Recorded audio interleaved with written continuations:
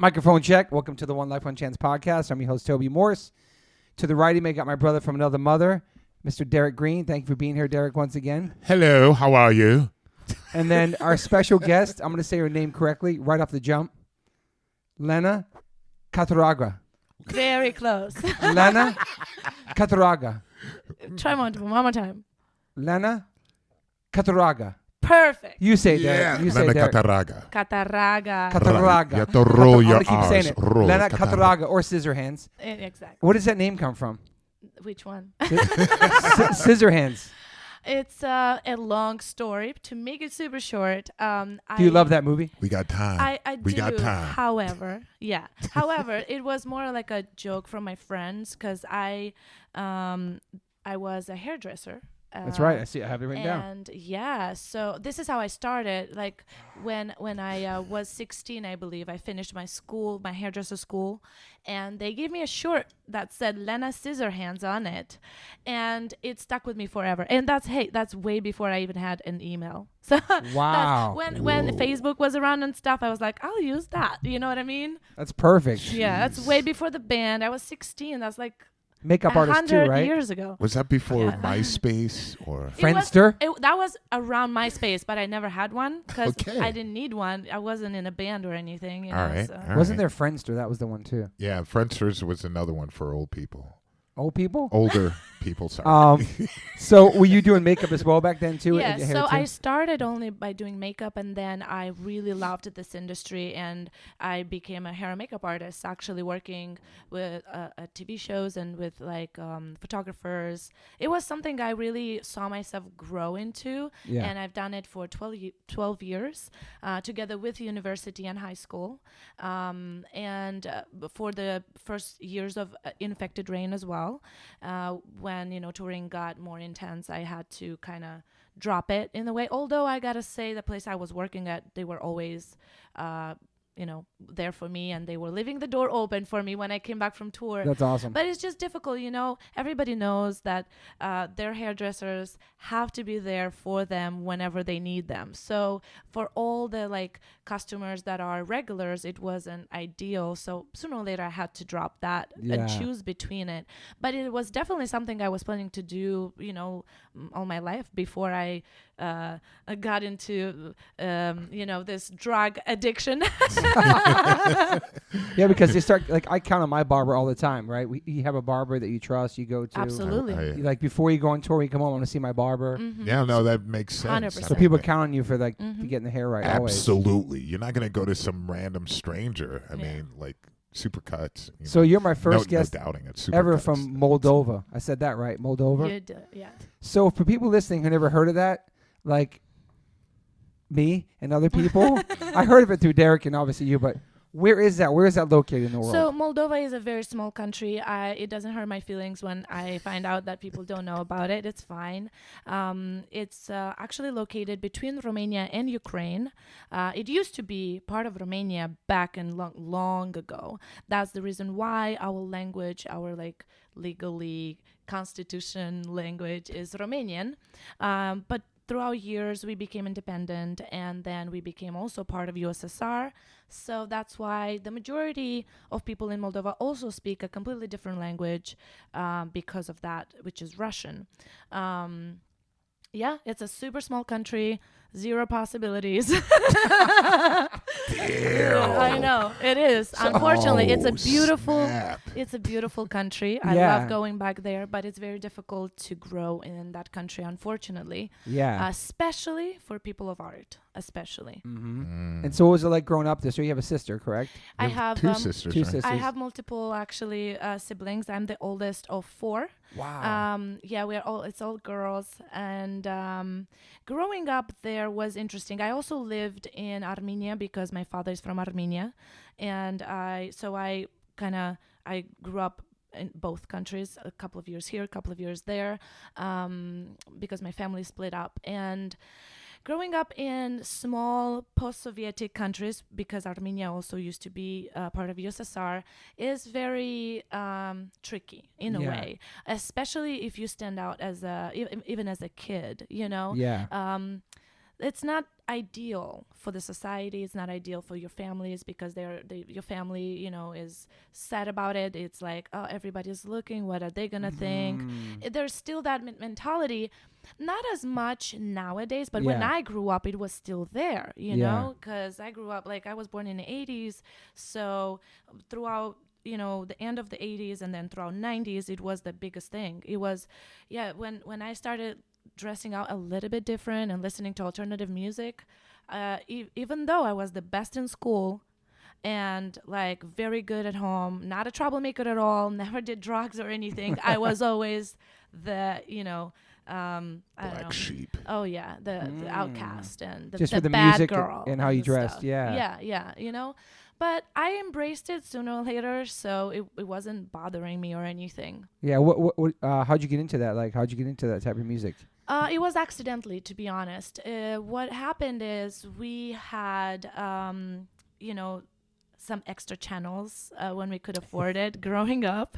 We all remember that time. Yes. Remember? Extra channels. The extra channels, and there was MTV. Nice. So MTV used to be cool, man. It Yes. used to be so cool back in the day. Music videos, yeah. Exactly. And some, you know, alternative music was there. And I just understood that certain music just touches me differently Yeah. and speaks to me more, even though I didn't even understand the language at the time. Like English, yes, I studied it in school, but it was super basic, you know. So just the music itself, it spoke to me a lot. And not necessarily metal right away, but just alternative music or very good pop music. I remember being crazy in love with Michael Jackson and, you know, stuff like that. But yeah, bands like, you know, No Doubt were around, Garbage, and I was like that, you know, like Garbage is great too. Yeah, Garbage. Seeing Garbage all the time, I was like, this girl, she's got it, you know, and so heavier and heavier with whatever was available on MTV, right? Yeah. And then, you know, growing up, I was like, okay, there are radio stations that I could choose now from, you know what I mean? Yeah. So I would tune into like some alternative sounding radio stations, and there was this specific one actually growing up which was super funny. It was a Russian radio station that we had for a couple of hours in Moldova. It would switch to Moldova. It was the same radio station, but they would only play Russian alternative and rock music, right? And it was called Naša Radio, which means our radio. And they had this one thing during, I believe, one time a week, where you could call and sing a piece of song that you want them to play. And then they would choose winners. That's cool. That's cool. And I won 3 times. What? Are you serious? What songs did you sing? Do you remember? It was Russian Okay. songs, yeah, because Russian bands. So I would just sing a part or something, and I think I called a total of also 3 or 4 times. So it wasn't that easy to actually go through because everybody would call, and you had to call from like the home number. Nobody had like cell phones at the time. At least I didn't. How old were you? Like 15. Wow. Yeah. So that was very curious. That was probably the first time I was like, in a way, shown that like the way I sing was standing out. I probably was really shitty, but it stood up for them. Whoever the host was at the time, they thought I deserved the prize or whatever. And the prices were really cool because they were like tickets to local shows or albums of certain bands and stuff like that. It was pretty cool. So were you singing a lot at home? Well, now, yes, of course. But like growing up, I was very much into music, but more into dancing because my both parents are dancers. Okay. Used to be. What kind of dancing? That's how they met. I guess they danced in this dancing band that would go on tour with musicians. Okay. So they would dance different stuff. In fact, I did my first steps on the rehearsal stage. Oh. Your first steps walking, you mean? Yeah. Wow. And That's you know cool. what's the best part about it? So when we had our first show with Infected Rain in 2008, obviously I told my mom all about it. I was like, hey, and you know what? I think this is the place where you guys rehearsed. She's like, wait, what stage was it? And because it was like a theater or whatever with different stages. And I showed her pictures and she's like, you walked your first steps on that stage. Whoa. That's amazing, man. I know. Incredible. I have Goosebumps. Yeah. And that was the didn't first show know. Infected Rain played. Wow. Yeah. That's incredible. How many years later was that from when you? That's for a long time. I don't even know the time on that. All right, so you're in school and you have good grades and you love alternative music and you're standing out like the freak, getting good grades, not partying. And then what were your goals when you get out of high school? Well, I had to be a very much an adult because I'm the oldest out of all the daughters. Big sister. The big sister. And it wasn't really all that easy. I come from a pretty poor family, so I learned very early that you have to roll your sleeves and work and, earn your income by yourself. Obviously, I took other little jobs, under the table, stuff like I shouldn't even do because I was too young. Like, for example, I remember I was cleaning classes in school, like the after everybody would leave to have a little bit of an income, or I would help people in their garden, like with, I don't know, they had to pick all their fruit from their trees, for example, and somebody from the school would be like, hey, who from the kids who wants to do that? So I would pick everything possible just to have something. Did the kids ever like get down on you for being like, let's say you're cleaning the school? A little bit, but they were a little bit afraid of me because I was this like dark looking, like. Did you wear all black? I had short hair. Actually, I was very boyish before becoming a hair and makeup artist. I was very boyish. Wow, like a tomboy. Yes, I was actually. Although I come from a family with all girls, I preferred playing outside in the neighborhood with boys. I was super boyish. Wow. I had to keep up with them with whatever they were playing. So I did. You play sports? Yeah, I did. Lots of them actually. I was pretty athletic growing up. Nothing professional, but I did always want to do that with them. So I was super boyish, and kids in school, they were like skeptical about me very, because nobody knew that I was like doing super good, like I was very good in school, but they saw this like weird looking, they tried to like bully me a couple of times, but I was doing taekwondo at the time, so nobody you were doing taekwondo? Wow. Yeah, but it was long ago, lifetime ago. Yeah. So, God, that must have been really intense, considering that you grew up, let's say, 86, you're born, so mid-80s, the wall hadn't come down, so it's still communism still when you were born? It wasn't there, but it was right after. Right after, So it was still hardcore. So people were very conservative in their views, and so I definitely know from the whole school aspect of like working in the school, because I worked like in the cafeteria at my school to make money. And you did? I did. That's cool. Awesome. It was like horrendous. Like it was like a nightmare. Just like, and especially the kids are like, "Yo, you picking up my tray?" Like, "Yo, son."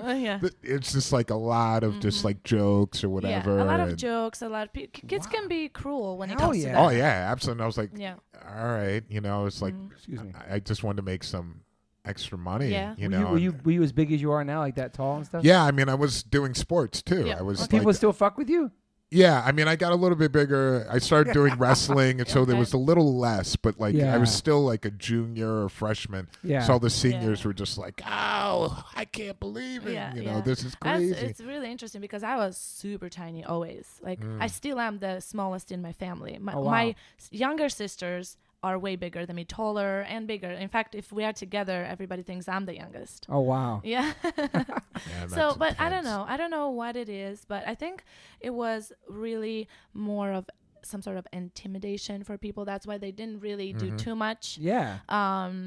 Some tried, but they didn't really do. I can't say like that I was bullied too much. Yeah. Right. They knew I was too boyish. Like they knew they're gonna, You're a badass. I mean, I don't know, but I'm gonna stand up for myself for sure. Yeah.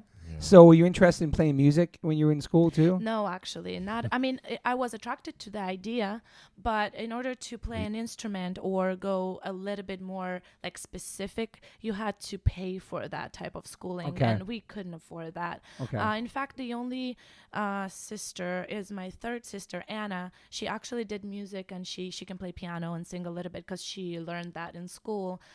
We were doing a little bit better, so my mom could invest in the third one. Your mom. Okay, so your dad's from Armenia, Yes. and your mom's from. My mom was born in Moldova, but her parents are not. So my mom's mom is Polish and her father is Greek. Wow, that's a crazy mix. It is. Yeah, it's a cocktail. Okay, I just wanted to get the background there. Yeah, in my head. And were they together when you were growing up, or were they split up? My mom and dad. Yeah, were they together? So I'm the one that remembers my dad the most. They've been, they never been married, but Okay. they've been living together until I was 7. So Okay. my younger sisters were too young when he left, and then he was coming and going for a while, and then I lived with him in Armenia until I was 13. Okay. So after that I didn't see him for the longest time, and then I met him in 2014 for a small little catch up. Interesting. Wow. So you're probably speaking about 4 languages. I speak right now. I speak English, Italian, Russian, and Romanian. Wow. But I used to speak Armenian perfectly. It's Your been a English is minute. amazing too. Thank you. It's impeccable. Thank you. It's better than I I mean. I know, truly, it's crazy. it's better than most Thank you. Americans. Thank you. And I'm sorry, Americans, but it's true, and you know it's true. And you know it. So you were kind of like running the house. As if your dad was there, it was just you and your mom. You were the oldest Yeah. sister. You were taking care of all the stuff. Like, Yeah, it's a little bit more than that, actually. Coming from such a poor family, my mom, she is a nurse. She still is Okay. a nurse, and she's been doing that forever. And she's been picking up a lot of shifts night and day, and she would always need me to help her because she was always working. But eventually, she got a job offer in a different country, in Italy, and it was a very good opportunity for her to earn a different amount of money in shorter time, and especially because I was already in high school at the time, she chose to go for it. Now, wow. I can talk about it now, but I couldn't at the time, but we had to just wait for her. So I was 14 when she left, and I became Wow. my sister's parents for 4 years almost. Oh my God. Jeez, Yeah. that's That's a lot of intense. responsibility. It is. I was only 14, and Wow, it you was grew up fast. You had to grow up fast. yeah. I had to even before because of some family issues, and like my family splitting up, and me being taken away from my mom and my sisters Yeah. to a different country wasn't really something I chose to do. So crazy. it was an interesting upbringing. But yeah, as soon as I came back when I was 13, 1 year after, right away my mom had to leave, and we didn't know it was gonna take that long. It was supposed to be more like maximum a year, but then things just were going better, and she was like, I need to bring my family here. There's so many more opportunities. So it took her longer, and actually, it was actually exactly 3 years and a half she was gone. Okay. Yeah. And then she brought you guys there? Yes, and we moved when I was 17. We moved to 17 and a half. We moved to Italy. The reason being she had to move us before I was 18. Yeah. So that's why I remember how old I was exactly. Because I was like, no, I was in the last year of Yeah. school. I was like, no, I was already a hairdresser at the time. Right. Wow. Working in a very great place already for an entire year. I was in my last year of high school. I was with my first boyfriend. Yeah, right. I had my life together. You know what I mean? Like, I don't know. It Yeah. was hard for me to like That is drop hard. everything and go again to a new country with a new culture, new language, everything starting from scratch. But my mom, she was like, look, if you're not going to like it, you can always come back. But if I'm not taking you guys now, your sisters won't have problems, but you become an adult at 18 in Europe, right? And you're going to be on your own. I won't be able to give you the opportunity of the paperwork and the green card or whatever you want to call it, but in Italy. So I did. So I had to go, and I went to school right away. It was so hard. Last year of high school with a new language. I had to graduate. Crazy. Man. Did you think for a second maybe you would try to just stay till you turned 18 and So not leave? yes, Okay. yes, I'm of sure you course, wanted Yeah. to do of that. course, of course. Yeah. But I chose. I missed my mom, and I missed being together with the family, and I chose to give it a try. And worst case scenario, I could always come back. And but I stayed for 5 years. I did university there. I found a job as a hair and makeup artist. I worked for L'Oreal, and it was Nice. a very good place actually. And I worked part-time because I also chose to go to the university Yeah. and What be do a you student. study in university? Languages. Of course, Yeah. yeah. You definitely paid attention. Yeah. That's That's amazing. Thank you. Wow. Wow. You really focus for sure. That's. I had to. You must have like an incredible bond with your sisters. I do. Growing up, when we were super little, it wasn't as strong because we were, fighting a lot. You do this, no, you do that. You know what I mean? Too. But then, wow. We started being super close when, my dad was taking me to a different country a lot, and I missed them, and then that just created such a bond. And then, when my mom left, in the beginning, the first couple of weeks were a little bit more difficult because they were like, we can party, they are younger. Way younger. Oh, like, yeah. And respect you as like the leader of the house. And I was like, okay, so what's the tactics I have to apply here for them to actually help me and listen to me? So I was like, I set them down and I was like, look, I know I'm not mom and I'm not dad as well. I'm your older sister and I am your friend. So I just want this. That's it. So let's do things together and everything is going to be amazing. And it worked. Wow. It really worked. And is that legal? No. I was just Of thinking course that. not. That's why. Not. That's why I'm saying I couldn't. We had to also keep it a secret. Nobody had to know that we don't even have relatives checking on us. Because we had the nobody. teachers, is it like parent teacher stuff? Yeah, like no. Wow. So I had to go to their parent thing in school and stuff. Oh everything.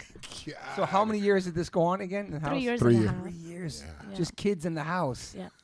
That's Correct. fucking crazy, Yeah, man. that's- And we you, did good. And you pulled it off. Everybody turned out good. Yeah. We didn't turn out drug addicts or anything Yeah. like that actually at all. So you never partied and stuff growing up? I mean, You didn't have time. It didn't see. yeah, you don't. She might want to exactly. drink at the end of the day, though. Right.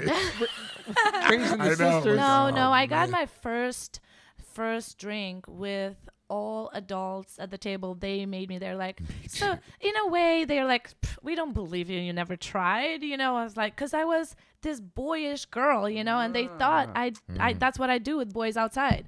And I was like, no, I never even tried, And I believe it was somebody's birthday. How old were and you? I think I was turning 16. I don't think it even matters at Oh this my- point because she was like a Yeah. mom at 14, Right. Yeah. taking care of her sister. Yeah, She, I was she like deserves a drink. 16. So 16. So, I got my first drink at 16 and I hated it. Wow. Yeah, I hated What it. was the drink? Do It you was remember? actually vodka. I was like, Oh, there's nothing vodka, worse of than that. Of course. Of Of course, course. vodka. It was somebody's birthday and we were all adults were there, Right. and they were like, nobody believed. Everybody thought, especially, considering that people that knew that we were alone, they're Yeah. like, you totally party every day and come late home and bring boys home. I was like, nope. Not really. Don't have time for that shit. Right. Yeah. Wow. Just a question off the top Yeah. of my head. So since it was kind of pretty much forced to speak Russian with communism and everything coming in the USSR, what language were you speaking with your friends? Romanian? So, no, not really. So my father, he only knew Armenian and Russian. Okay. So my mom only knew Romanian and Russian. So one language they had in common was Russian. So we grew up in okay. a family speaking Russian, but we went to school speaking all Romanian, right? Okay, got So it. everything in school was Yeah, so your Romanian. friends- okay. Now my friends from school, we could use both. But my best friend, she had Russian parents. So me and her, we was speaking Russian. I see. So I had this one super close friend growing up. She actually helped me a lot when I was alone at that time with my sisters and, stuff at home, cleaning and cool. cooking and stuff like that. We still are very close friends till these days.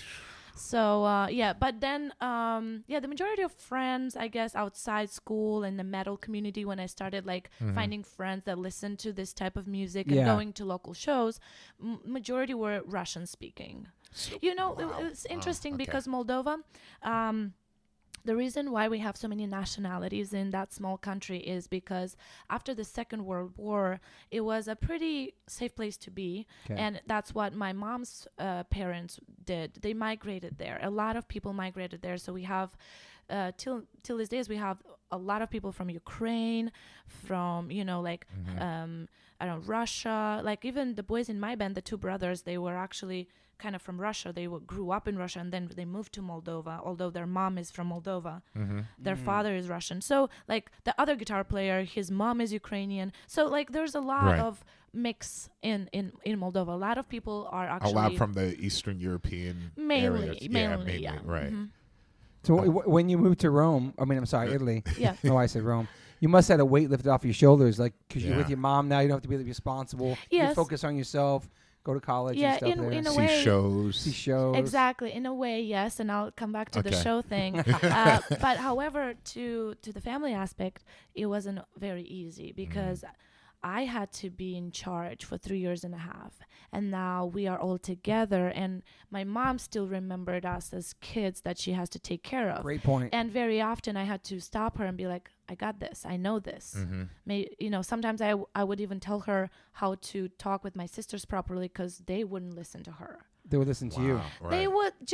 They would listen to my mom. We always had beautiful relationship. Yeah. However, they would be like, mom said so, whatever. You know what I mean? But if I would sit down and be like, hey, mom's right. Like here in this, you could do this and this and this differently and still get to your point, but just do it so my mom is not worried. Our mom or whatever. Awesome.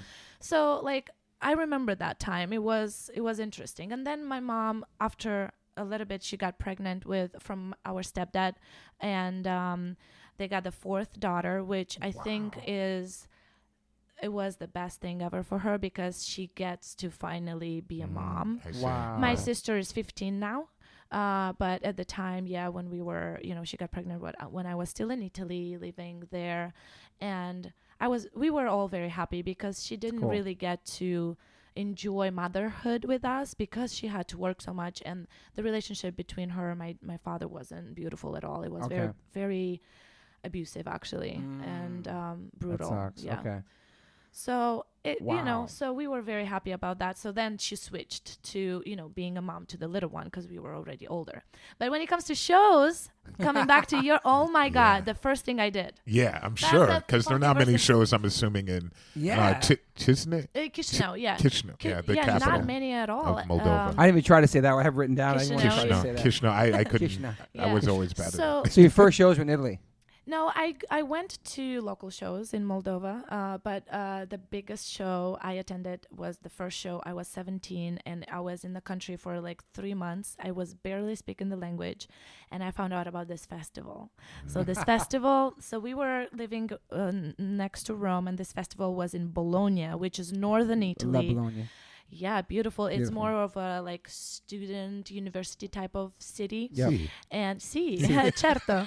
And oh my God, I found out about this festival. I remember it was called Flip Out Festival, and it doesn't exist anymore. They don't do it anymore, but it was something they were doing every year apparently.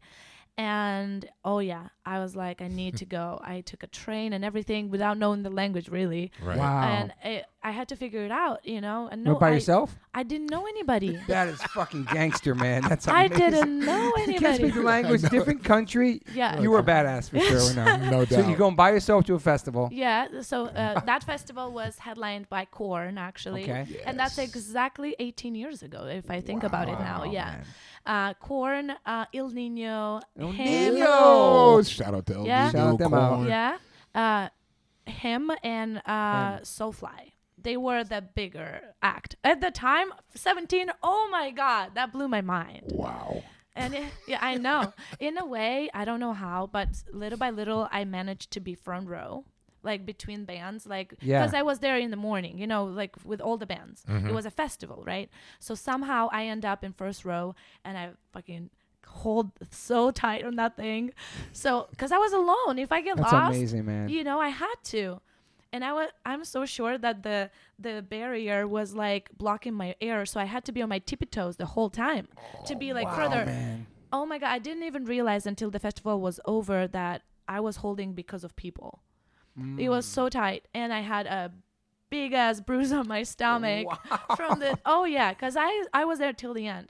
That is so amazing, That's man. insane. It's a very, very good memory I have. For sure. I was sunburned. My nose was like falling apart. The skin on my nose was That's so cool. By yourself up front the whole show. Yeah. That's insane. Did you make any friends? You meet anybody there? I talked with some people there. Some people were English speaking, and so Okay. I was like throwing some English words here and there. I'm sorry. Where did you learn English in this whole time? Okay, so Great question. in school a little, but also I university. University was after, actually. see. This is before university. This is my last year of school. Okay. So in school I learned English, and also because of my love for music, I started like watching movies with subtitles, and like I really tried to translate certain lyrics that I liked. So cool. I really, really wanted to know the language, and obviously I spoke it poorly, but still good to like ask my way around and say things, you know. And and I talked with a couple of people there. Yes, I didn't really make friends, but I talked with a couple of people. It was really cool. I remember one thought crossing my mind that day.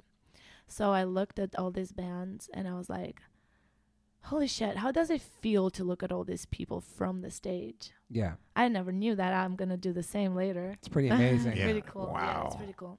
I remember that thought. And who'd you go to see? Did you love Korn? Like, was there a certain... yeah. Okay. I saw every single band that day. I watched all of them. That's incredible, man. Yeah. Now I think about the people... And I took pictures. Oh my God, I took pictures on the film. Oh, camera. Nice. Yeah, with film. Nice. Yes. That's just one story of one girl going to this festival by herself, can't really speak the language, up front the whole day. Think about how many times I've seen people in front of the whole festival all day. Yeah. People come early to the end. Like, what is their story? Like, it's pretty amazing, man. It's amazing. And music is the universal language. It is. 100%. And yeah, no doubt. It's and incredible. And even then, you were like, you had no idea that you wanted to be in a band or anything. No, You're just not like at all. enjoying the music. Not at all. Yeah, I was a big time music lover, always. Like, especially when I found this is what I love. And you know, obviously when I was a teenager, I was like die hard only metal and everything. Yeah. But I knew deep inside, like I was like, okay, I play some Queen and play some Michael Jackson and like I don't know. I love that. I always loved Pink growing up. Pink's the best. She's badass. Shout out to Pink. Yes, absolutely. I love her. Even super now, talented. I follow her. I listen to every single song she does. Her documentary was great. Yeah, it was. I watched it. It cried. Yeah. I could relate to many things. I'm not a mother, but I can relate to many things that she was bringing up in that documentary. Yeah. She's badass. Yeah, Lady Gaga as well. Like there are so many bands that are super talented. Yeah. But being a teenager, like what? You traitor, you only listen to metal, you know what I mean? Yeah, like everybody did that. We had the same thing growing up in punk rock, like you can listen to punk rock only. Yeah. Existed everywhere. There's so much other music out there. Absolutely. But yeah, little by little my mind was more open and I was listening to more stuff. But yeah, I never even thought for a minute that I will be part of this show business at all. Okay. Yeah. So now you're in school and you're in Italy and you're learning languages, different languages, and you're working at a hair salon for L'Oreal. Yep. And so that you're just living right then. Yes. There's no thoughts about playing music. No, not at all. Like I'm there with the family. You know, I'm planning the future, and already was planning. You know, the university, and I was like, I'll decide what I want to do. And it's funny because I didn't want to go to the university to change my career because I already knew that I loved being a hair and makeup artist. So cool. It's so creative, especially when you have. You work with people that are also creative. Yeah. It's not just, like a car wash where people go and wash their hair and cut their hair. Right. Yeah. So it was a very like high-end, interesting projects here and there. And then I started doing photo shoots as well, and little by little some modeling. I believe my first photo shoot was when I was 19. Okay. Yeah, so some modeling, and I already had a couple of tattoos here and there, looking more interesting, more let's say more different than because it was part of my industry. How did you get into tattoos? Like, what was? I always loved them. I got my first tattoo when I was 16, with the permission of my mom, of course. Wow. But of course. Of course, yeah. No, I asked her. I always had beautiful relationship with my mother. I love that. She's a nurse, and obviously she only wanted to know everything, that everything was clean, and I go to an actual shop and not anywhere else. Of course. So she had to give me a written permission because she wasn't there. That's awesome. Yeah, she wasn't there, and I went to a shop. I didn't go to somebody's house to do it. Good. So yeah.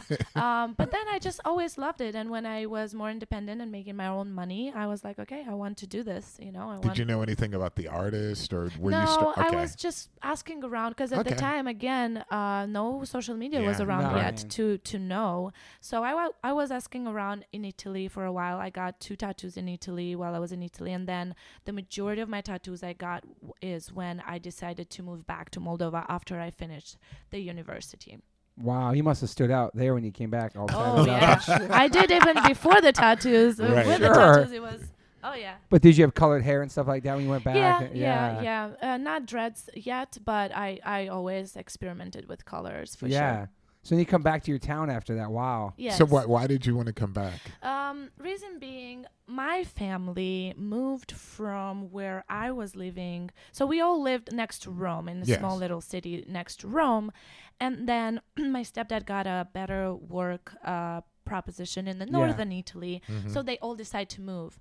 However, I was already first year in a university, and for me to move meant that everything I've done in that year would be lost, because I had to complete the year, complete all the exams, like the tests, and only then it will count like an entire year and I could transfer. I didn't feel like doing it, so I stayed in Rome. So they moved, I stayed. So here I am living alone again. My family was far, but obviously in the same city, same country. I'm sorry. It was like an hour flight. It's like 9-hour drive. Jeez. Which obviously I didn't have a car at the time, so the train or the flight. Yeah.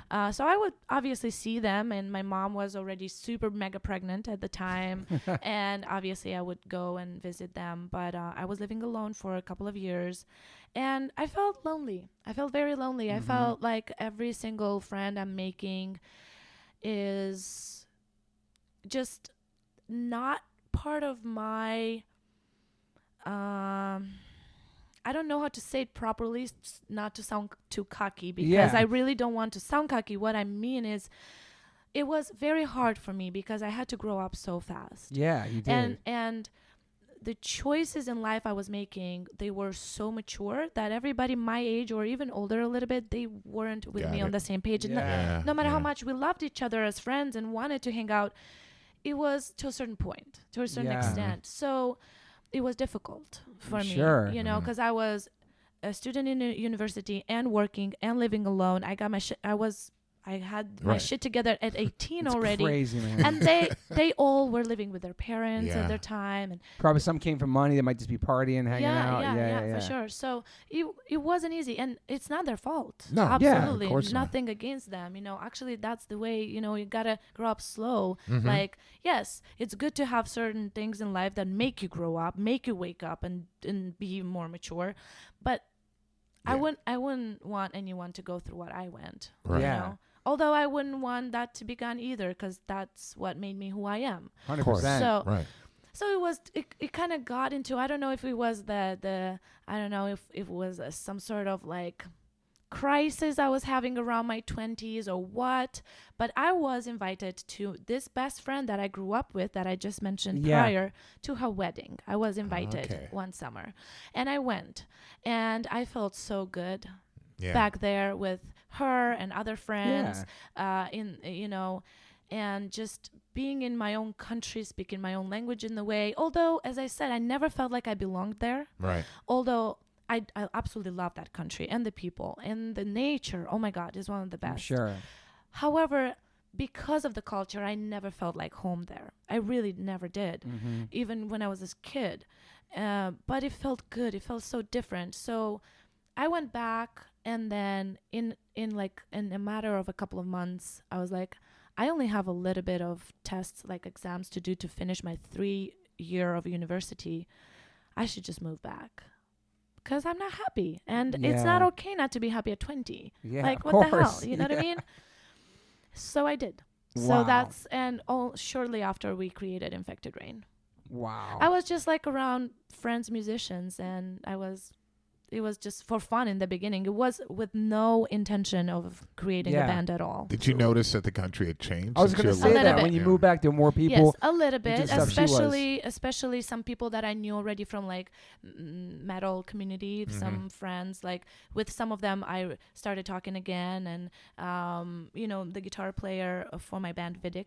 He is a person I know since I was 16, and we just like it changed. But not much. Okay. Not much. Yeah, and you were doing no music still, and all of a sudden, Infected Rain. Yeah. It wasn't planned. It was just he was hanging out with this DJ best friend of his that was a very alternative DJ. He was actually playing live, turntable and a bunch. He was like doing a bunch of remix for very heavy songs. Okay. He was very interesting, innovative for our country at least. So they were good friends, and they were just hanging out, rehearsing, just fucking around, really, and for fun. Yeah. So, and I was there, and very often with other friends, and for fun, the DJ, he invited me to like, hey, you should totally sing this song. It was like covers, like other bands. You remember what covers? American bands or just? Yeah, American bands, just some covers here and there. And I was like, okay, I mean, what do I do here? How do you turn this on? I don't know. And it was totally for fun. And by the way, no alcohol involved or anything, any drugs. It was just total fun for music. Straight edge fun. Straight edge. We weren't straight edge, He's we just weren't. Shit. Yeah. Say straight edge again? Straight edge. I love how he says it. Okay, go ahead. You were just hanging out, making music, yeah. And then after like 2 rehearsals or something, he told me, hey, you should go see a teacher, because somebody has to teach you how to use that voice of yours, because you have potential. And oh my God, he said that one time only, and that was enough to plant that seed in my head. I was like, really? What? No way. Couldn't sleep about it. No, don't tell anybody. You weren't singing in the house growing up around your sisters and stuff? Just a little for fun, but it was never like, well, I'll be a singer. Look what I can do. No, and ever, But yeah, we were singing, dancing, and singing a lot. Music was always in my veins. I loved dancing. Like I even went to some lessons for dancing, and I felt like it's in my veins. I feel the rhythm. I feel it. I love it. Music gives me goosebumps since I was a child. Awesome. And if music made me make my first steps, True. I'm sorry. Yeah. I probably is connected in a way. For sure. So when he said that, they weren't doing a band or anything, right? I was like, I'll totally try to find a teacher, and I did. I found a teacher in a University of Music in Moldova. And I did lessons with her for 3 years. 3 years? 3 years, 2 or 3 times a week, every single week. I loved it so much. Oh my God, she taught me how to breathe. In the beginning, she was skeptical because I was 21. And she was like, it's kind of late to start over. I don't know anything about music. And she's like, I will be honest with you. I'm taking you for this private lessons, but if there's going to be nothing I can work with, you got to be mature about it and take it, you got to take it. Oh my God, I was so nervous. I was like, this person is definitely going to turn me around. That's amazing. But she didn't, she, after the first lesson, she's like, come back. After second lesson, she's like, come back. And then she's like, okay, we'll work together. That is so cool. Yeah. We were just, learning all the classic songs. And then, she would ask me if I wanted to learn any other songs with her. So she would play piano, warm me up, give me the good warm up. And meanwhile, we created the band. Yeah. Wow. And who came up with the name of the band? Actually, first idea of the name came from me, but we didn't stick with it because it was the Asylum. Asylum. I don't know why, but I thought that the place Asylum. Yeah. I don't know why I liked that, and I came up with that idea, and everybody liked it actually. And then we Googled it, and there were projects with that name. I'm sure. So that's why we called our first album Asylum.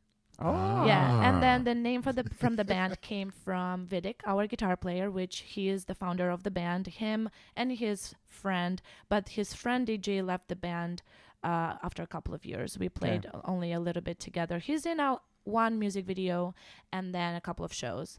Then he left. He stopped doing music. That's why he left. But yeah, they are the founders of the band, and then me, and then everybody else in the band slowly. We changed drummers, we changed guitar players and bass players, but only in the first 3 years of the band's career. Yeah. So then it's been it's been more than 10 years that we are all together. This same specific lineup. Right. That's awesome. lineup, yeah. So you're taking singing lessons and you started the band. So now you're like, Yes, correct. So at you're the same writing time. songs, writing lyrics and stuff and all that. This is a very interesting topic because really I started writing at 14 years old. Wow. When my Just mom, writing. What, journaling and yes, stuff? but and I loved poetry. So I was rhyming things, and I still have that That's notebook. cool. I was mainly writing in Russian, but then I started, later on when I was in Italy, I started writing in English. Okay. And when I did languages in the university, my vocabulary was more interesting because I was reading more Right, books right. and stuff. So actually, the first single of the band was for the song Judgmental Trap, and I used lyrics I wrote when I was in the university because I was inspired by this wars going on around the world, and it was like these lyrics were against violence, against war. Love and that. I modified them a little bit, yes, but I used that specific. That's cool. Yeah. That's So really I cool. was already familiar with writing, but not familiar with singing or composing, which was something I had to learn with the band. Yeah. So you're writing in your journals in what language? Just in English? So I started in Russian, but then in English, yes. Yeah. That's Yeah. cool. You still have those journals. Yeah, I have them. It's Yeah, really cool. we never had a song in Russian, but because at the time when I had already infected Rain, I felt more comfortable writing and expressing myself in English. And also, I really want everybody to understand, and this happens Right. to be the language everybody speaks. Yeah. You know. So you're still doing the hair stuff, and you're getting singing lessons, and you Yep. started a band. Yes. And was your all mom over the place. like super supportive of like? In the beginning, she was skeptical because she knows how much time and effort I put into being a hair and makeup artist. Yeah. It takes a lot of gear, years, and I was one of those nerds that will You go said nerds? nerds, yeah, that would go and like take lessons all the time. Like even for my like innovatives, I don't know, master class for this and that in my career choice. So I was really doing great. I loved it. I was very good at what I was doing, and I'm very proud of it because I actually took that to Infected Rain's image. Right. Anyways, but yes, my mom was very skeptical in the beginning. She wasn't judging or she wasn't trying to change my mind, but she was like, "Are you sure? Like, you're doing so great." Eventually, I wanted to open my own place and stuff like that. She's like, starting something over is not easy, especially when you're already established. It's not going to bring you money. I was like, yeah, but I'm not going to leave my job until this brings me some 100%. sort of, maybe not stability, because it took us 10 years. No, it took us 9 exact years until we got paid for what we did with band. Wow. Yeah. I mean, we got paid, but we had to invest that money right away in the band Totally. to move on. And only in 9 years, we actually gave some money away to every musician. Wow. In 9 years. Holy Everything crap. else was invested Wow, right okay, away. That's Yes. kind of investing into your own brand. Yeah, Yes, that's cool. because we were independent for 10 years as a Wow. band. That's incredible. That is Wow. so incredible. Never even- Thank you. Yeah. I never It even took 9 imagined that. years. 9 years. And where did this vocal teacher Yes. that you had? Yeah. How did you establish your screaming stylist? So that was a little bit later. Okay. Obviously she was a classic vocal teacher for Right. the classic music. She taught me a lot, of course. But when it came to more brutal type of vocalizing and more like trying to be so emotional but not let the emotions really ruin your voice Yeah. was something I had to learn later on. So I found out about this super famous vocal teacher from America. Her name is Melissa Cross. That's my friend. She is my friend too. Screaming in Zen. Yeah, she's my friend too. I'm in her DVD. I know you are. That's the what? I know you are because I had those DVDs. Dude, that's the homie Melissa. Okay, Shout out to so- Melissa Cross. I love you. I know she listens to So the podcast too. I love we Melissa are Cross. super close friends now. But at the time, I was in my country, yes, and I only bought her DVDs and studied the DVDs. That's it. Fucking so awesome, man. I studied those DVDs for as long as I could. not until 2013, I visit America for the first time, and I'm like, I have to try to get go a to New lesson. York. I was face planning to face to have Manhattan. an actual lesson with her. I never had lessons. I only studied DVDs and Right. whatever was on YouTube. So cool. And that's it, right? So I was like, there is more to it than I think. Then I need to know this. So I was lucky enough to get a lesson with her in 2013, and my lesson lasted 7 hours. What? She gave me 7 hours of her time. She's incredible. She's incredible. She's the best, dude. She is. And we became super close friends. She knew I was leaving, and I didn't know when I'm coming back because I was only visiting America in 2013. And she's like, I have to give you as much as I can. She also gave me her phone number for any type of emergencies on tour, if I need any help. And that's how we became friends. And Amazing. then when I moved to America in 2015, I started going and seeing her twice a year to New York. And yeah, we are super. In fact, I have a podcast/interview together with her that she invited me to December 2nd. So we're gonna send a picture of me and you after this to her. We have to. She's the best. She saved my man. life. She really did. Not only in this industry, but also when I was going through something very difficult in 2019, and that happened during a tour, and I was losing it, man. I was. The shows were going good, but I was a walking dead. Okay. Yes, it was very difficult on me. I was losing so much weight so fast, and it was very bad. Not until I called her and she tried to help me, because when you are in a very I don't even know how to call it, very dark place, and you're depressed and your life is falling apart, you still have to do your thing. If it happens while you're on tour, what do you do? Yeah. You know, obviously I had breakdowns on stage and crying and stuff like that. But I'm happy it happened while I was on tour, because it probably kept my sanity together. Totally. Because otherwise, I would have probably be lost somewhere. I don't know. It was very, very difficult. And she helped me focus. Awesome. She is not just a great vocal teacher. She's an amazing mentor. And I'm lucky enough to call her my friend. Yes, that's incredible. Super. Yeah, we are super close. It's such a small world, man. I know, right? To be friends with somebody you idolize for so long, you know, and then from a different part of the planet. I know. Yeah. You know. I know. We succumbed. She actually came to my show when she during did? this tour. Yeah, it was her first time seeing me live. Yeah. So we just came back from a first United States tour, and we played in Manhattan. So What obviously, venue? Irving Plaza. It was probably. I don't remember right now.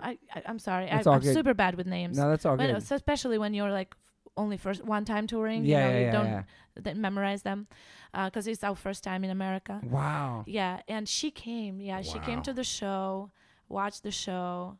And that must have been really emotional for you. Oh my God. I was like, if I'm going to lose my shit on stage, guys, it's like having your parents for the first time seeing you. Because she was like my mother in this industry. She 100%. Really was, you know. You can see the evolution through the albums. It's so obvious. She's incredible, man. And absolutely. And the things that she had to say to me after everything, you know, like. It's perfect.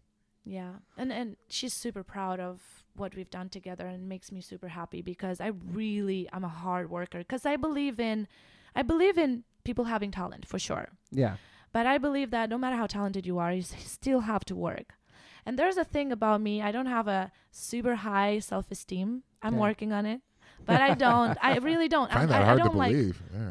I know, because I don't show it. Right. Yeah. I work on it very hard. So for me, I don't consider myself being born with any type of talent. Mm-hmm. That's why I put like the triple work in it. Yeah. So, you know, I don't take anything for granted. I do my vocal warm-ups with Melissa.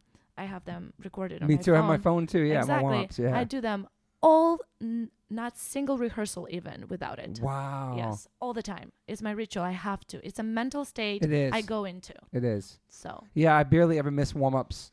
Unless like a one-off maybe in LA, but like we always have me and Rusty do the vocal warm-ups at Music Cross, made specifically for our range. Right. And she did it for Hazen Street as well. But we would come through on a tour, and I'd be like, I'm kind of hoarse, kind of run down, and we just go see her real quick before we play a show in New York, and she'd give us like a nice warm-up.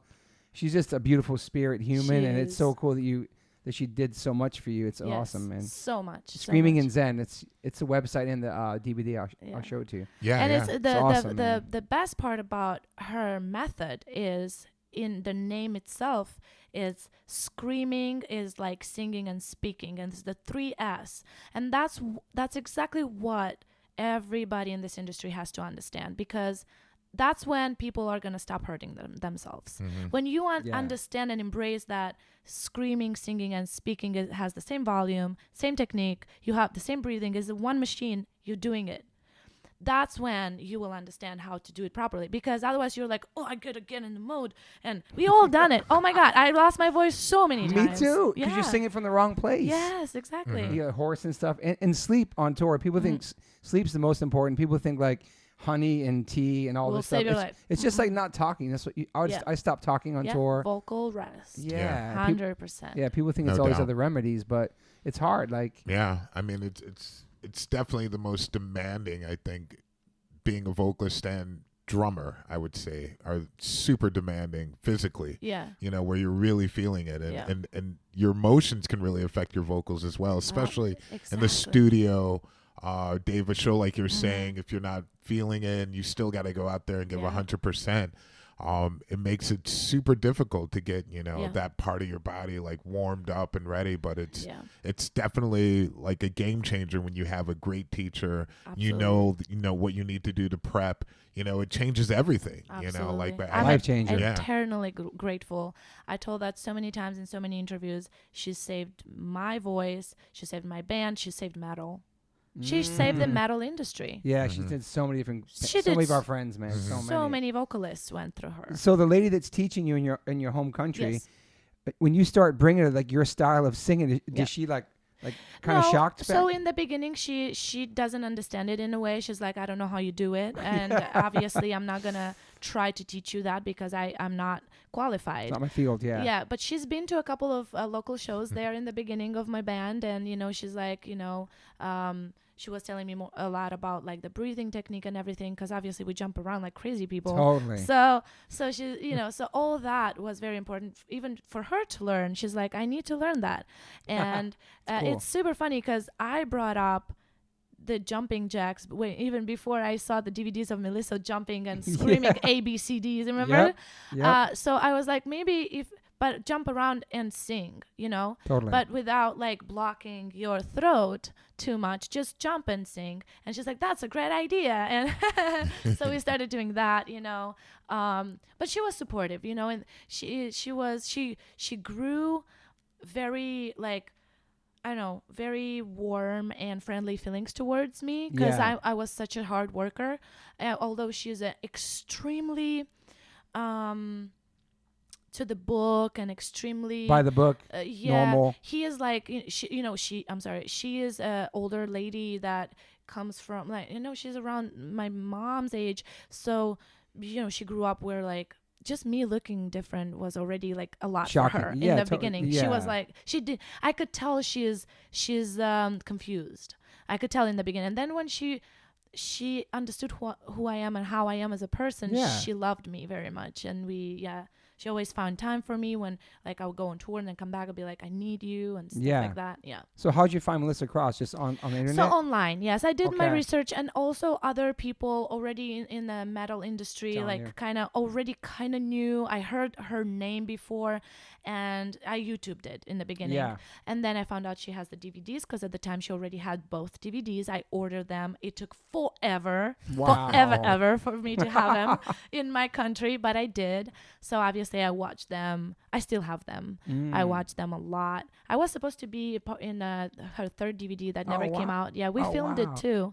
Oh, wow. But it never came out because everything is digital now, and Yeah. she chose to go digital nowadays. So That's amazing. And then what about your mom? The first time she saw you perform and sing like you sing? Well, she knew already that this is the type of music I love listening to, because I've listened to it for a while. Yeah. And even till now, she would be like, she doesn't understand English, and she doesn't really understand what I sing about. But she's like, through your emotions, I can tell it's very emotional and powerful. Passion, and she prefers, obviously, when I sing, but she comes to every single show if I play in Italy. That's amazing. Yeah, she comes to shows with my sisters. They wear cute infected rain shirts. It's super, super cute. It's awesome. So when the band starts and then you guys start playing shows, making records and stuff, when does it become like a full-time thing for you where you have no time? I mean, you're playing to do hair locally and in the area of like Eastern Europe a lot, so we right? started playing locally and a lot in Ukraine because Ukraine didn't require visas. Nice. And now our neighbor Romania was already part of European community, and they required visa. Now for the first 4 years of Infected Rain career, even 5, I want to say, we had to deal with this visa situation. Dang. Then it went down. I think that there's a lot of probably listeners here in America don't realize that there's a visa that's required to go to the EU if you're coming from Eastern Europe, and it came about in the mid-90s, that whole idea of kind of keep Eastern Europeans out of Europe. Yeah, kind of. It was. And for Moldova, though, because we are super close to Europe and to Romania, now we, after 5 years of dealing with that, they put it down, but we only had to change our passports to biometric passports, and now we were able to travel, not work, but travel. And then with the band, we only had specific paper that shows that we are a band representing Moldova, the country, and that's it. Wow. And so we could go on tour. But before that, first 5 years, let's say first 2 years, we didn't go to Romania, but then for 3 years in a row. And then it's so annoying because you go there and you're like, okay, we have a tour that is going to be 2 weeks. I don't know. In the beginning, it was small tours, right? In Romania only.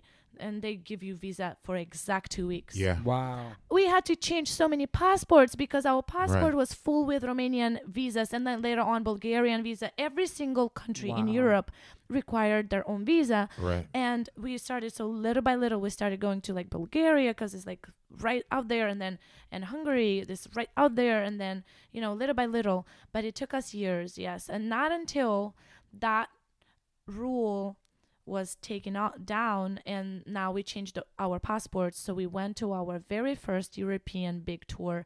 I think we were we only had one album. So we only had one album at the time, so I'm talking about maybe 2012.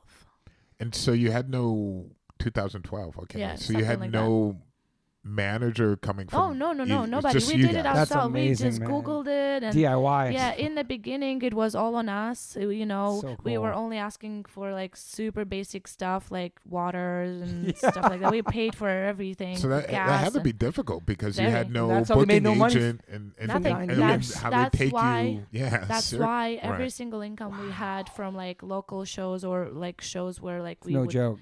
And yeah, we were just paying for the gas with merch money if we sold anything. And you're still working at that point. You have to. Oh yeah, we all are working. Right. For 9 years, you have to at least. I mean, we kind of stopped working full time, all of us, on the 6th or 7th year of the band's career. But it was hard because the income of the band, again, we were not making money. Yeah. So we only had enough money to survive as a band. So to invest in music videos, recordings. Actually, to record the very first album, Asylum, I took 2 more jobs. I worked at 3 jobs. Jesus. I was a bartender. I worked in nightclubs. We had to. The prices are insane to record an album everywhere on the planet, even in a poor-ass country as Moldova. You know what I mean? Serious hard work, man. To even get out of there, even to like get to America, it's crazy, man. The grind. Yeah. In The fact, dedication. a lot of people that hear that, this year is actually our anniversary, 13 years. Nice. And a lot of people that hear about it, they're like, 13 years and I never heard about you. I know, it's a punch in the face. It's You're like, like, yeah. Sons of Yeah, you're like, fucker. you can. Yeah. And the reason being that coming from such a small country with small opportunities, it takes you longer. No matter how hard you work. Sounds like it's no joke. It's like we never stayed home. We never stayed still as a band, but we were like, on this like very small, very slow, like I don't know how to the slow climb. Slow climb, Yeah. very slow. Only after I want to say the third album we started getting a lot of attention.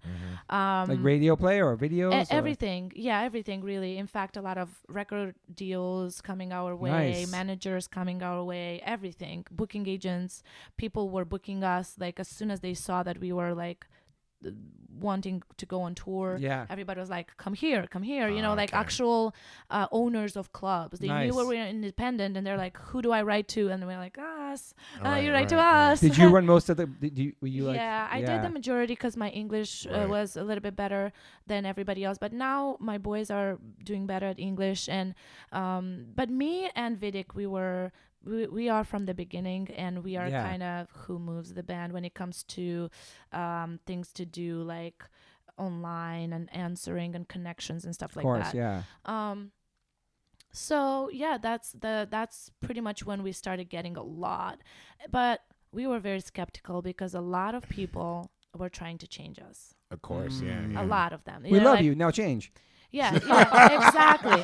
You're gonna do great if you change. But yeah, exactly. And I'm talking like a lot of people, even people in our industry what were some of the suggestions that they were? I will tell you the suggestions, but I can't do names. Okay, no, you don't have to do names. You have to wear cut-off tank top and plaid pants like Gwen Stefani. Oh my God! So I was told I was not metal enough. So what would make you more metal? Who knows? Wow. Who invented this even? Like, I mean, how do they even come across and say stuff like that? Like, you need to be more metal. Yeah, exactly. Oh, just like that. So kind of like there's like they're like, oh, infected rain. What does it even mean? We need a name like. Oh, they wanted to change the name. Yeah, like we need asylum.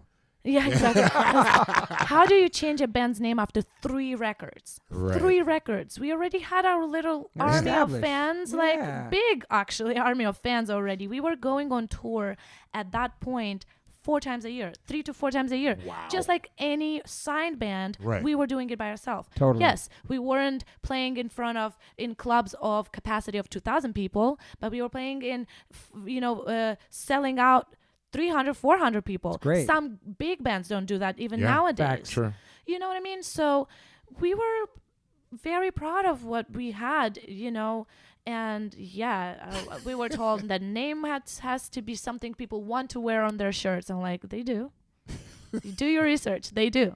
Like a little bit, maybe not to the extent you want to, but it's because we are independent. Yeah. And we can't sell our physical albums in record stores because we are independent. We can't sell our merch anywhere else than online or at our shows because we are independent. So many rules there, We can't get booked at Wacken or something because we were independent. But we did other smaller festivals. It is. People don't want to work with bands directly. And it blows my mind. Yeah. And that's the reason why sooner or later we decided to go with a label. And actually, the label we signed with was one of the first labels that offered to work with us. And we were What label is that? Napalm Records. Napalm. Okay. They were up. Yeah, they were. Where are they from? Where are they out of? They actually their main place is Austria, but they have here as well. They are worldwide. Oh, nice. No, yeah. I was just curious where they were started. Austria. They started in Austria, Wow. and they were definitely trying for years with us years. So you've been watching your career and stuff. Yes, yeah. So we got our first deal with them 5 years before we signed with them. Wow. Okay. Yeah. And is that where you started doing videos after you signed with them, or you already had videos way before? Oh, yeah. We paying for their own videos. Yeah, we were doing. Because I was going to say, because they're super elaborate. A lot of the videos, they're really well done. We put a lot of effort in them, and so you're behind a lot of the design, I imagine. Everything, it looks designs. Thank you, designs and ideas. Even though for some videos we hired directors and people to edit, but then my boys are really good at it, and they started learning that a lot. In fact, for the latest albums, music videos, we did everything. Wow. We only hired camera people. Incredible. That's it. I should check it out. I mean, they look well done. Well, that's her artistic modeling, hairstyle, You can makeup. see it in the video. It's Thank all you. incredible video. I was really impressed. Thank you. Videos. You were the stylist too on the set, right? I tried to be, when we have like a different character playing a role, I try to be for sure. My boys as well. But when it comes to like ideas, we polish them together. That's great. And so cool. my boys are good at editing and special effects. They learn 3D programming and stuff. We had to roll our sleeves and be everybody for the band, be the designers, the booking agent, the manager, the secretary, the musician, everybody. We had to. It's crazy. It's so DIY. It's so independent. It's so like badass. I feel so lazy. I know. but coming where she's coming from, the small country, like that's what you had to do to get out and get your name and do what you love. That desire, and just keep pushing like that, and then people will see that, acknowledge that. Eventually they will. Yeah. In fact, definitely. we are the first band to sign with a label from the entire country in the history. Wow. What? Really? Yes. That's incredible. There are a lot of pop musicians that have good record deals, but nothing in the alternative scene. Right. Never. That's incredible, man. And they were like, "Yo, if you sign to us, you have to change your name to November to November Rain. You have to be more commercial. I know, right? Oh, Purple Rain. It's so cool. It's such a, regardless of what you guys sound like, everything you're about is a very punk rock ethics. Thank you. Like to do it yourself and like even never give up. Even now, although we are signed, in fact, I'm super thankful for everybody at Napalm for really accepting everything we do. Every time they are shocked, they actually write to us every time being like, we never know what to expect from you guys. Like every time they try to give us some ideas here and there, like for something that is not out yet, but they always, like when we come out with stuff, they always let us just do it. And then they're like, oh my God, this was incredible. How many more ideas can you guys have? They trust you guys. They do. They really do. And we chose to trust them when it comes to everything else that is distribution, promotion, everything else like management. Sometimes we are like, hey, let's do this and this and this. And they're like, we will. Let's do our job. So are they managing you? So our manager happens to be... So you got a manager. We do now. But we got him as we got signed. I see. Nice. Okay, yeah. So we didn't before, and we signed in 2019. Okay. Wow. And we signed in the beginning of 2019. Yeah. Interesting. Yeah. Wow. I was just trying to think about how I met Melissa Cross in my mind. And she was recommended to me when we signed to a major label in 2001, MCA. And they requested me to check her out. To like push my singing stuff, and that's how I met her. And they paid for it, MCA Records. That's really cool. That's how I met her. That is really cool. That's nice because for me it happened. I had interesting situations where Melissa actually also tried very hard to push Infected Rain with like the people she knows in the industry. So cool. And some of the people that get back with her and gave her feedback also had something to do with like they need to change their sound or something. Yeah. Really? Mm-hmm. Yeah. And even her reading that, she's like, can't believe they do that. Like you accept the bands the way they are. Exactly. Yes, with time, you can polish things together, but don't do that from the start. Like nobody was going to want to do that. I mean, unless you don't really believe in what you do and all you want to do is this show business. Mm-hmm. Right. Then okay, that wasn't what we were trying to do ever. So I guess fans can feel that. Yeah. Right. Yeah. Fans can I feel think especially they're gonna respect the fact that you worked so hard to get in position. 100%. Nothing was really given to you. Yeah. No. And fans respect that a long way. You know, that goes much further than like people blowing up all of a sudden and then they're gone never toured before. Right, never they get toured, signed, they have a never huge song. had those situations, and don't have that growth that's so necessary. You should be so proud. Create. Yeah. I'm Your very journey's proud. incredible. Like Thank just you. where you're coming from. You know what I mean? And I'm very proud of what I am, and I'm very proud of what we are as a band. In fact, we just actually a week ago we released a big movie for the anniversary of the band, and like a mini doc or something. It's actually a pretty big documentary. Where can people see that? Right now, it's only available digitally. There's a link on the band's page. Okay. But eventually, it came out so good that everybody wants it physical. So we did. It's called The Devil's Dozen because of the number 13, and it's the show and the movie. So the movie is a documentary of our whole story, which is pretty much a lot of the things I mentioned here and many more. Where was the show filmed? And the show was filmed in my country. Yes. During the summer, and we built the stage from scratch. So we rented everything. We rented the place. We rented the company with the stage. We did it in 3D, and we wanted it that way, and it was that way. And then we had a lot of visuals, and oh my God, I will. That's fucking I will sick. send you the link. You guys have to watch it. We watched it and cried with my sister. That's amazing, man. That's incredible. The show is 21 song long. Nice. Okay.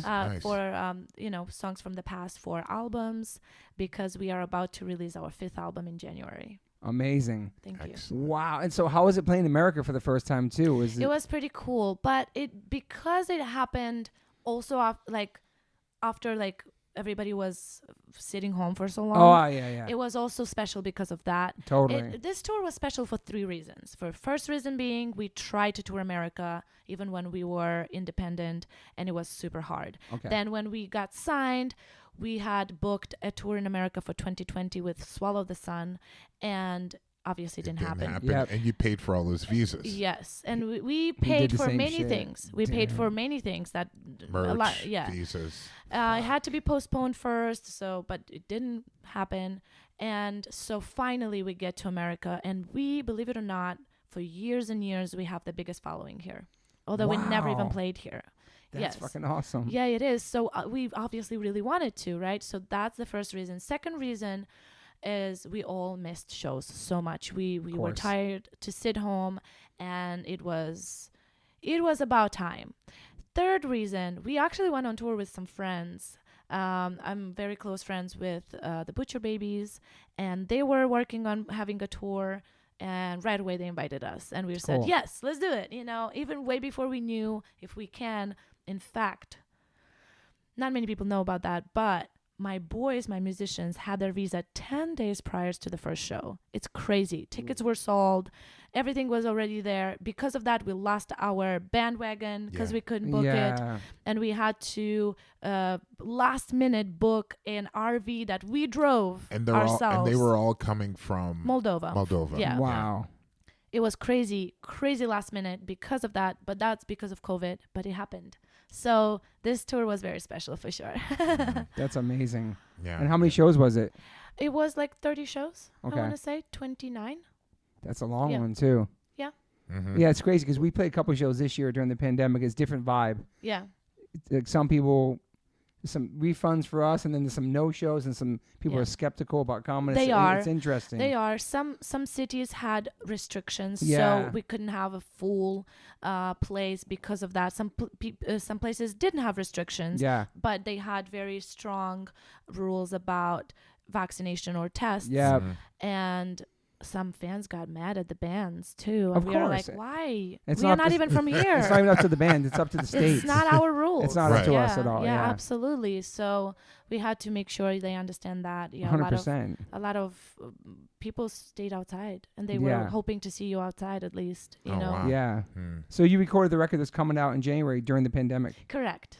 Yes. Wow. In fact, it was really interesting because I know a lot of musicians learn recording programs, and they record themselves, guitar players, but drummers and vocalists don't.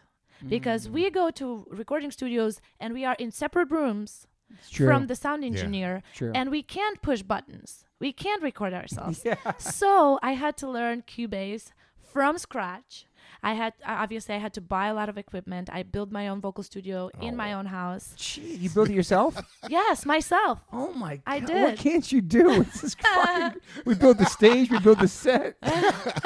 Okay, did the makeup, did the design. So you built the vocal booth. Wow. I did. I built my own little vocal booth, At this point, I'm just like, of course you did. Yeah. Yeah.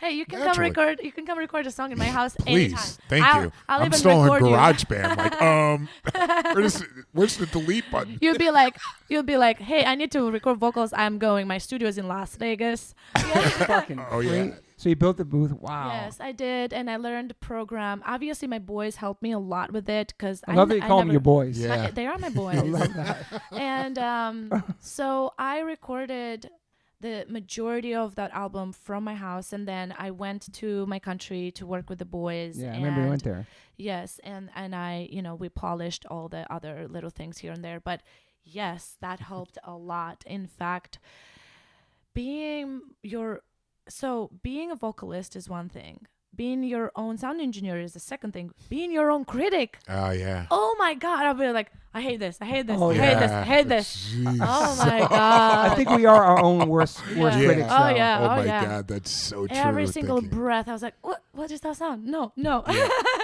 Wow. So So- you really perfectionist. I try to be, especially when it comes to the things I love. Yeah, of course. Yeah. I tried to be. And I saw you released a lyric book too in 2020, right? Yes, I did. It was actually a project starting before the pandemic. Okay. And it came out thanks to the fans.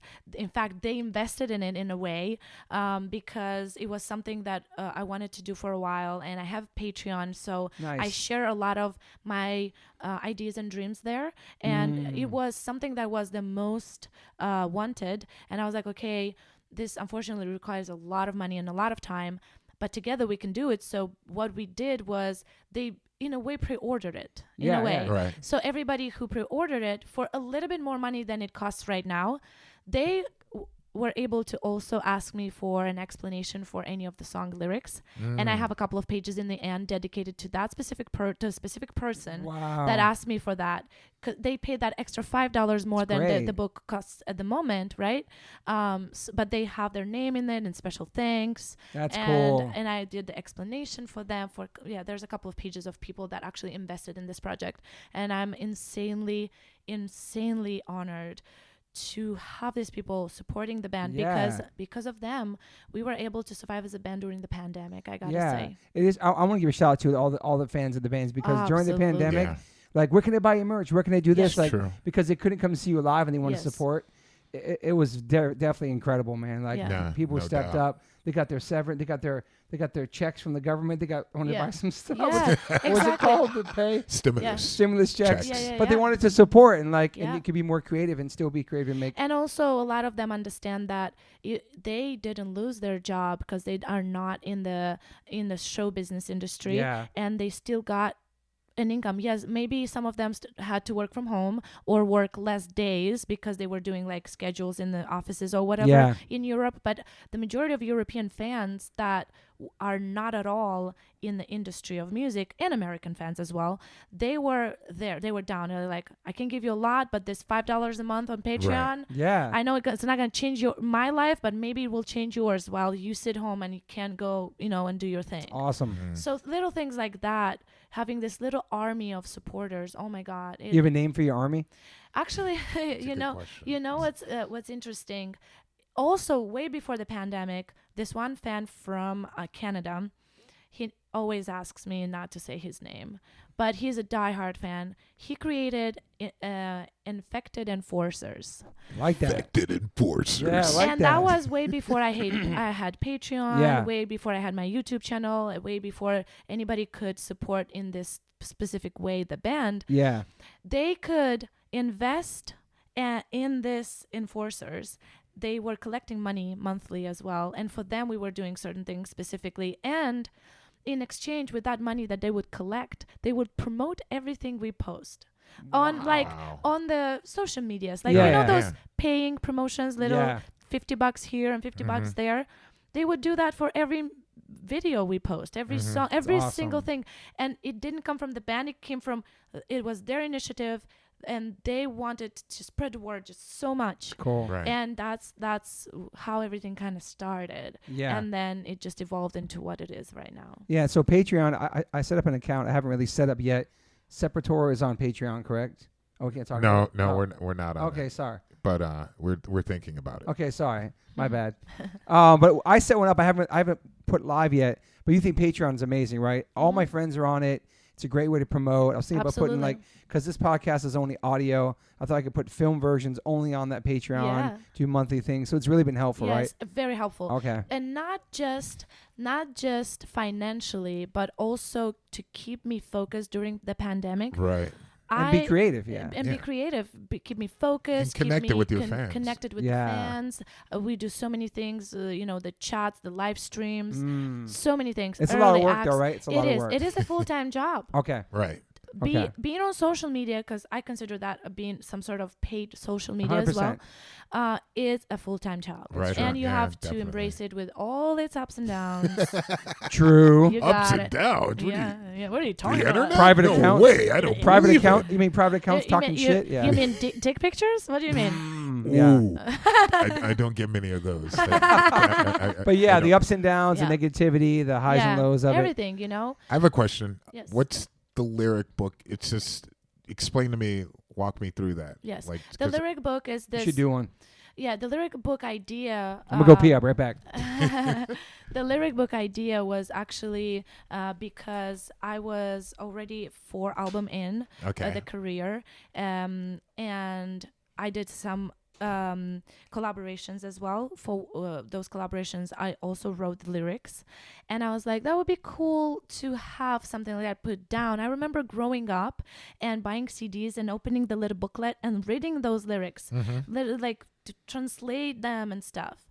And so the idea came from there, just to have something physical, and maybe even for fans that don't speak English that well, but they can translate. They can read it and translate. Right. Have something physical in their hands. So maybe they can understand the messages of the music a little bit more like that, right? So I know a lot of people can relate to what I write about and what I sing about. So I wanted to give even more when it comes to that. That's first. Second, it comes with some footage that isn't online, some pictures that isn't online. There are pictures of my actual notebook with all the the journaling from back then. Yeah. Oh, that's cool. That's awesome. It comes with some of that, and then also with all these special things and everything. So eventually, I hope I'm gonna have part 2, lyric book part 2. That's cool. Eventually. The idea of a book in general came to me long ago. It was an idea that came from this friend I was growing up with, because she was there with the majority of my ups and downs in the life. Yeah. And she loves writing, and we jokingly said, one day maybe you can write what you remember about. And she's like, wait, why do I have to write what I remember about you? Why don't we do a biography book together? And so the idea of the book, we never did it yet, but it's still in our mind. Yeah. She's thinking maybe to go by stories, and instead of doing an actual book, do like a couple of books smaller with just a couple of stories in my life. We'll see. We are still thinking about it, but the idea of having something like that was in my mind forever. I am not as talented as where I would be able to write my own story or to write a story in general. I don't know. Maybe you are. I don't know, man. You're freaking building recording studios. You were saying before that you have to work for your talent. Yeah, right. yeah. I'm It's sure a you lot could of write practice. a book. Yeah. It's a lot of therapeutic practice. too. It is. That's what it is for me with lyrics. I see. For Oh, sure. 100%. So, I just, I just wanted to have that down, and it worked. Yeah, I see that Scott Ian, Yes. Jamie Josta, Kevin Seconds, they're doing these things. They do it every year around Christmas, and people have been asking me to do it for a long time. People order send me lyrics, handwritten lyric Yeah. sheets. It's kind of cool too. Yeah. Definitely. My handwriting's I'm down with horrendous. that. I know that. My for a handwriting fact. I can't read Yes. some of the notes I have. And I was signing these books for the last 2 days, and I have to really go slow because just So people can understand. Oh. my handwriting's terrible. Come on, Toby, But get kids, it together, man. people love that stuff, man. Yeah. True. It's authentic. It's true. one of a kind. You Yeah. know, when you Yeah. write it yourself like that. I think you should do that, Derek. I definitely will. You gonna Yeah. do it? You think about it? Oh yeah. It's definitely been in the back of my mind. You have good handwriting? I have impeccable handwriting. You do? Oh. Yes. I've never seen your handwriting. I want to see it. Yeah. One day we will show that. No, I'm saying I think No. I think fans would like that from you. I think so too. You know, I definitely collected a lot of the lyrical content from the past because I still write like handwritten stuff. Me too. Yeah, me yeah. too. And so That's what I do. I have a yeah. notebook with me all the time on Mhm. tour or home. Journaling. I do write ideas if I have them, like all of a sudden I write them on my phone's notes. Right. But I definitely prefer the Yeah. actual writing. For No, sure, I no totally doubt. agree with you. Yeah, the root of that definitely comes, and then I transform it into digital world. Yeah. But You mean yeah. writing lyrics for ideas and shit? yeah, Yeah, I still do that too, for sure. Yeah, in the that's studio or still whatever, like yeah. handwritten, but I think it's great. You know, people can have that. You know, I wish I would have saved a lot of it from the past. Yeah, I think Ooh. it immortalizes Right. your work. That's what it does. Mhm. So that's why I like it so much. It's because no matter what, it's gonna be there. It's there. Mm-hmm. It's true. It's out there. You know. And what's next? Like, what do you guys? I mean, since you did this tour, Yeah, it looked like it was so, really a lot of fun. Yeah, It it's was. awesome. It was. In fact, as And soon those as guys are great. Yeah, Carla. Yeah. Yeah. I'm super close with Heidi because she became my neighbor when she moved from LA. Right. So we were already, we already were talking and known each other for the longest time. I met her in 2013, but we became super close during the pandemic because they moved during the pandemic To Vegas. Oh, Right. nice. So yeah, so half of the band basically was already known to me, and then I met everybody else. And Nice. And when did super you cool move to people. Vegas? 6 years ago in 2015. Okay. Yeah. So I want to say that as soon as we came back from that tour, we started giving to people new material. So we came out with the first single for the song Postmortem. Second single came out in the beginning of this month for the song Fighter. And then we, in the end of the month, literally a week ago, we gave The Devil's Dozen to people. And December 8th, we are giving another music video with a new single. And in January 7th, the new album comes out called Ecdysis. And it will also come out with a new music video. Oh my God. We worked a all lot grinding, during Yeah. the pandemic. Super creative. And thank you. And in February, we are going on tour in Europe. Hopefully, fingers crossed, nothing changes in the world to the worse, at Yeah. least. Yeah. You mean at you least- don't get stopped by Omnicron? Yeah. I wish, that would have been hilarious.